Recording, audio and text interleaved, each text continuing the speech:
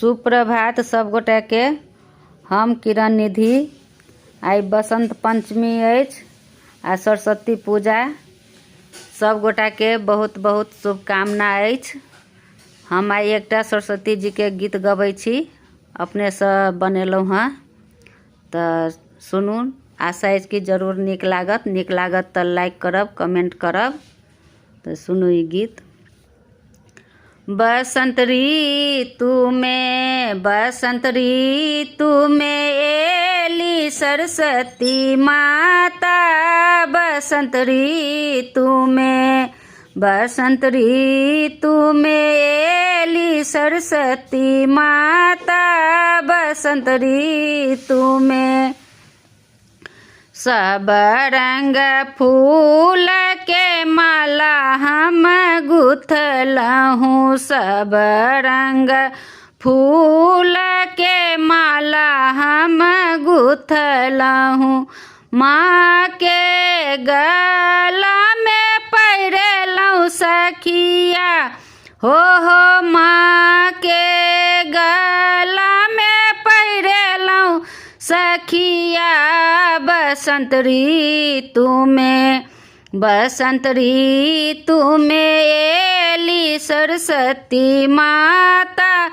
बसंत ऋतु में रूप सुंदर छनी माँ के। रूप सुंदर छनी माँ के। आँखी छनी कमाल सखिया हो। आँखी छनी कमाल सखिया। बसंत ऋतु में एली सरस्वती माता। बसंत ऋतु में श्वेत हंस पर बैसल माता।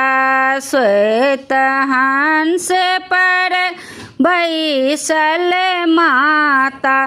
हाथ में बीना गुंजे सखिया हो।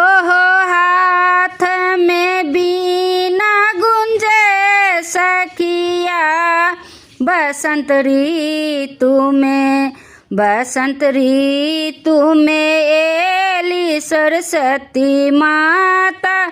बसंत ऋतु में श्वेत साड़ी शोभनी माँ के देह में। श्वेत साड़ी शोभनी माँ के देह में। हाथ में पुस्तक देखू सखिया हो। हाथ में पुस्तक देखू सखिया। बसंत ऋतु में एली सरस्वती माता। बसंत ऋतु में सिर में माँ के मुकुट चम चम के। सिर में माँ के मुकुट चम चम के। ज्ञान के छठी भंडार सखिया हो। ज्ञान के छठी भंडार सखिया। बसंत ऋतु में एली सरस्वती माता।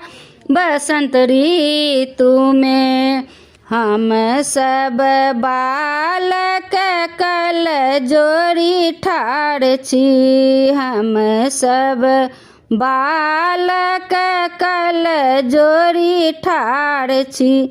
दियन बुद्धि ज्ञान माता हो। दियन बुद्धि ज्ञान माता। बसंत ऋतु में एली सरस्वती माता। बसंत ऋतु में बसंत ऋतु में एली सरस्वती माता, बसंत ऋतु में। धन्यवाद।